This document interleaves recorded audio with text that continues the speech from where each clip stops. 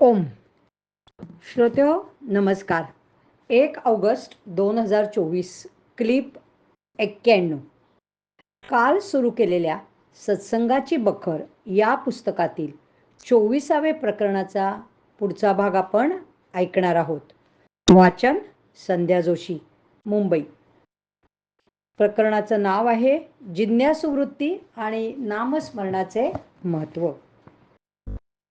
आता अंतिम अनुभव मिळवण्याच्या इच्छेने लाखो साधक विविध उपासना मार्गांचा अवलंब करीत असतानाही त्यांना फळ का मिळत नाही?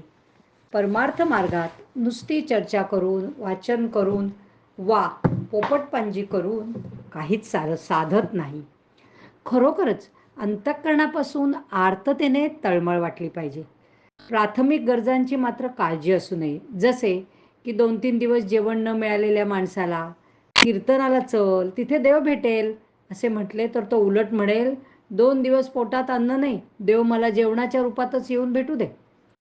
देवासाठी आर्ततेचे एक उदाहरण दिले आहे. पाण्यात बुडणाऱ्याला त्याला वर काढण्याचा प्रयत्न चालू असताना आपले प्राण केव्हाही जाऊ शकतात असे वाटते.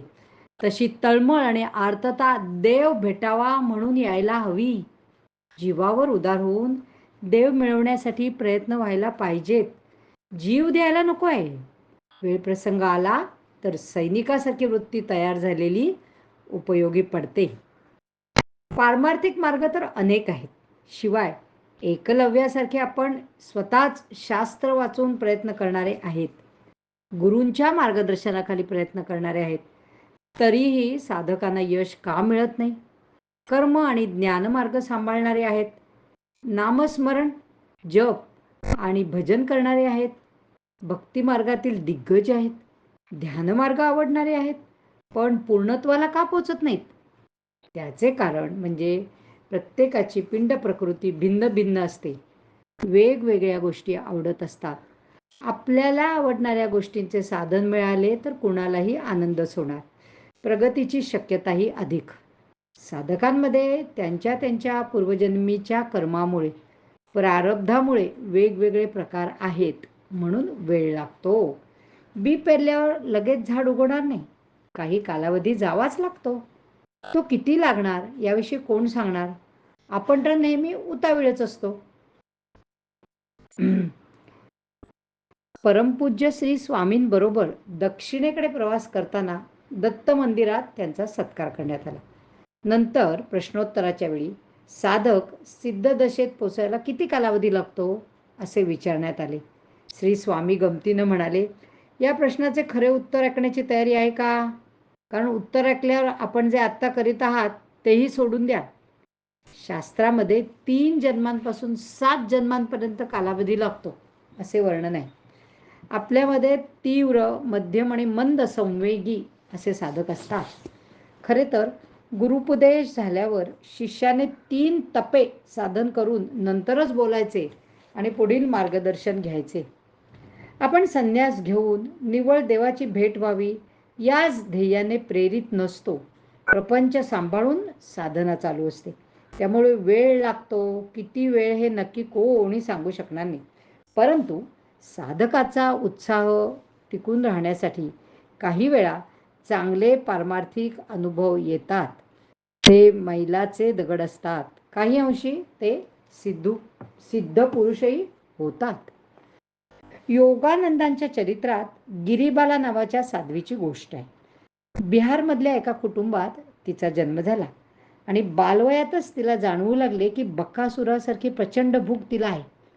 पण ते निसर्गतःच तसे होते. म्हणजे 3-4 माणसांचे जेवण तिला एकटीलाच लागे. तिलाही ते विचित्र वाटत होते, पण नाईलाज होता. एक दिवस आईने करून ठेवलेला खास गोड पदार्थ तिने एकटीनेच संपवून टाकला.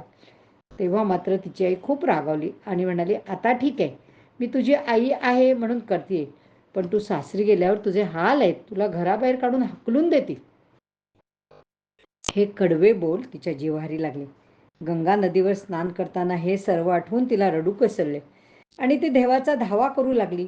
कोवळ्या उन्हात सूर्याकडे पाहून म्हणाली, घरात सगळ्यांना आणि आईला देखील मी नकोशी झालेली आहे. मला प्रचंड भूक लागते, तर मी करू तरी काय?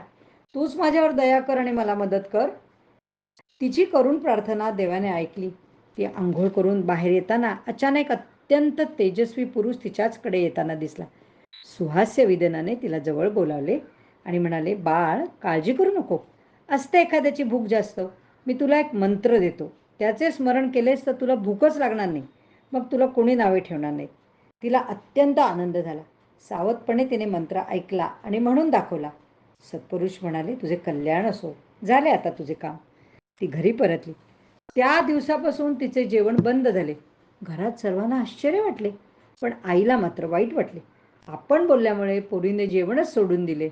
पण गिरीबालाने आईला सर्व गोष्टी सविस्तरपणे सांगितल्या आणि आईचं समाधान झालं. गिरीबाला पुढे साध्वी म्हणून प्रसिद्ध झाली आणि तिची ख्याती सर्वत्र पसरली. बाबाजींचे शिष्य योगानंद महाराज अमेरिकेतून भारतात आले होते आणि ते खराब रस्त्याची पर्वा न करता आपल्या शिष्यांबरोबर सबंध दिवस प्रवास करून बिहारच्या एका छोट्या खेड्यातील गिरीबाला साध्वीला भेटायला गेले होते.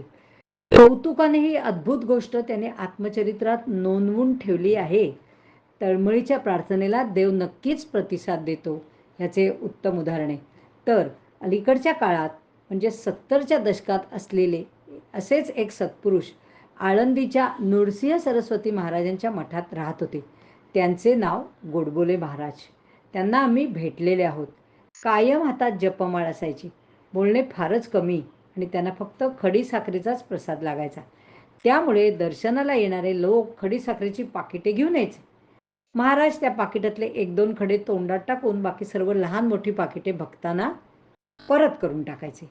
जेवण खाण काही नव्हतेच, फक्त पाणी प्यायचे. आम्ही त्यांचे दर्शन घेऊन फोटो काढलेले आहेत.